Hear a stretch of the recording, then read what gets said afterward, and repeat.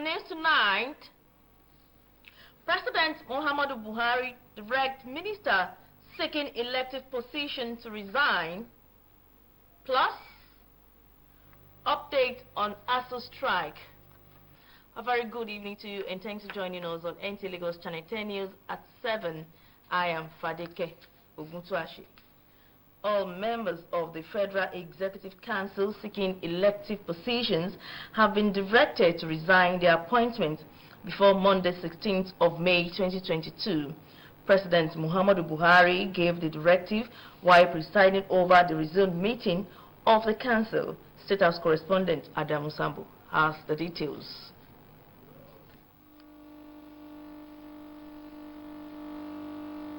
Without doubt, there has been a raging controversy on the legality or otherwise of ministers seeking elective positions still keeping their appointments as members of the Federal Executive Council. As at the last count, 8 of them have obtained nomination as well as expression of interest forms to contest for governorship, National Assembly and presidential elections. That controversy has now been put to rest by President Muhammadu Buhari. Mr. President has the right to appoint members of his cabinet, reshuffle them,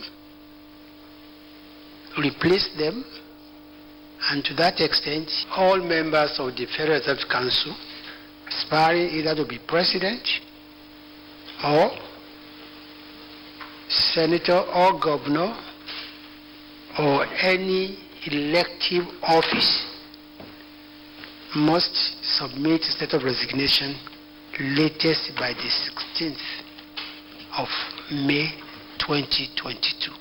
The question was raised, does it affect other appointees?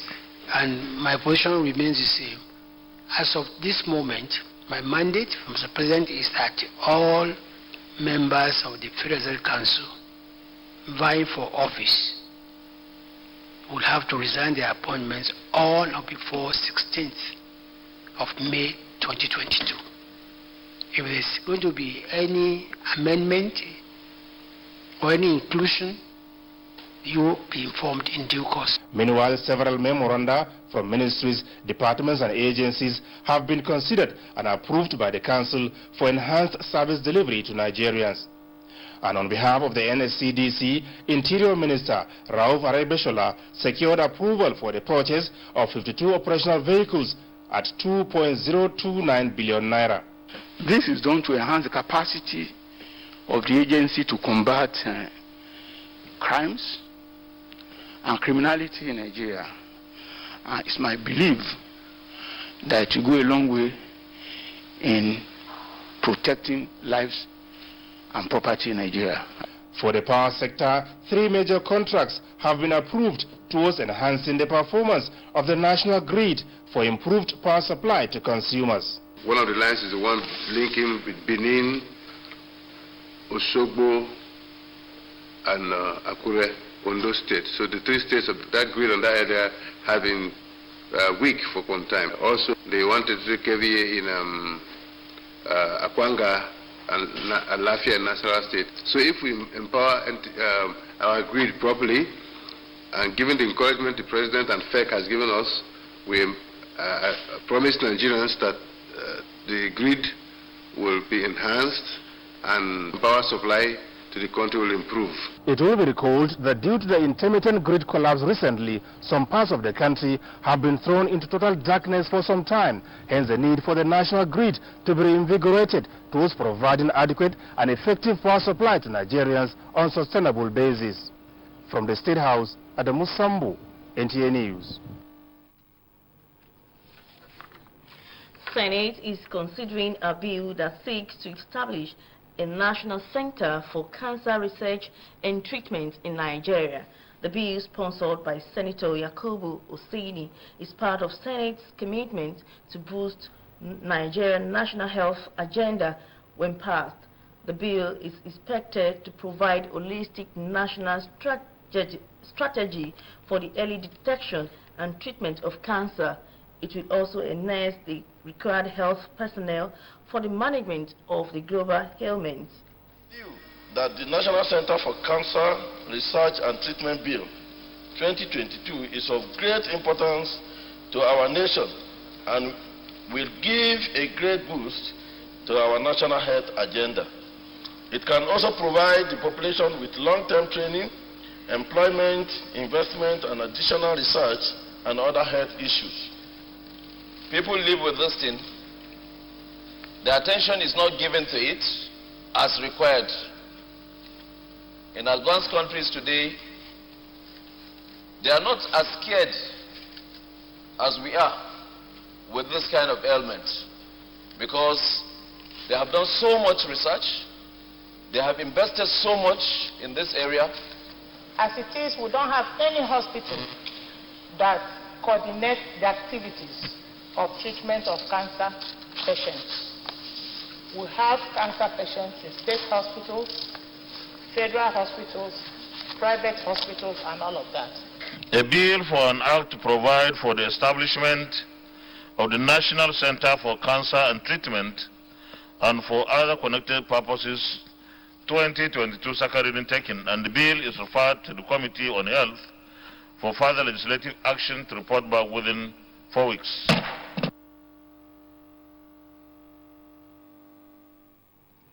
The bill has passed second reading. The House of Representatives has amended Section 84, subsection H of the Electoral Act, which seeks to enable statutory delegates to vote and participate in conventions, congresses, and meetings of political parties. The amendment was given expeditious consideration during an emergency plenary session in the House, as the bill was read the first, second, and third time and subsequently passed. The existing Electoral Act in Section 84, subsection 8, only made provision for elected delegates, leaving out statutory delegates, which the House described as an unintended error, thus necessitating the insertion. Statutory delegates are party members holding elected positions such as the President, Vice President, state governors, deputy governors, National and State Assembly members, National Working Committee, members of political parties, amongst others. This amendment by both chambers of the National Assembly is coming just days to the commencement of political party primaries as they prepare for the 2023 general elections. NTA Lagos Channel 10 News continues after this time out. To stay with us.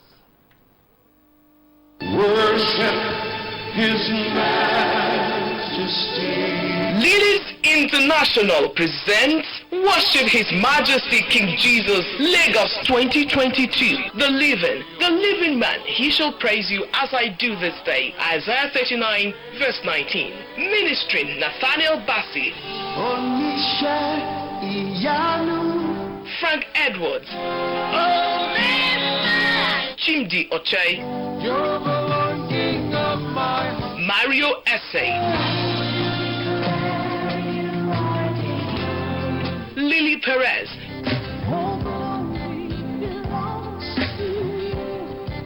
Olumide Inyo. No man can see the end of your grace. Afi Douglas, H2H, and Lico Band. Date, Sunday, 15th May 2022. Time, 6 a.m. to 1 p.m. Venue, Harbour Point, 4 Wilmot Point Road, Victoria Island, 106104, Lagos. Host, Pastor Elsie Obed. Come, let's worship His Majesty. Hi children! NTA Lagos Channel 10 is celebrating her Children's Day in a grand style. It features schools presentation, march past, bouncy castle, entertainment, and lots more. It promises to be fun, and more fun. Children, get ready to be entertained. Date, Friday, 27th of May 2022. Time, 10 a.m. Venue, NTA Lagos Channel 10, Tedro Show, Lagos. Gate fee, 1,500 naira per child. For more inquiries, please call Peace 0806-286-9036 and 003-955-4831. Gmo 0803-830-1669. NTA Lagos Channel 10 Children's Day. Fun Unlimited. Are you looking for a spacious, serene, beautiful and comfortable environment for your event? Then NTA Lagos Channel 10 premises is the place with about 3,065 capacity. NTA Lagos Channel 10 premises provides a well-secured land and car parking lot for your wedding reception, birthday party, church and school end-of-the-year event. Our conference hall is convenient for company annual general meetings, lectures, seminars or workshops. With just 150,000 naira only, you can use our entire space and also have your event covered and aired on our social diary program, Mary Lane. For more inquiries, please contact our marketing department, NTA Lagos Channel 10, Tejesho, or call our telephone number, Chibuzo 0812 324 5519, Gmo 0803 830-1669. NTA Lagos Channel 10 premises, affordable just for you.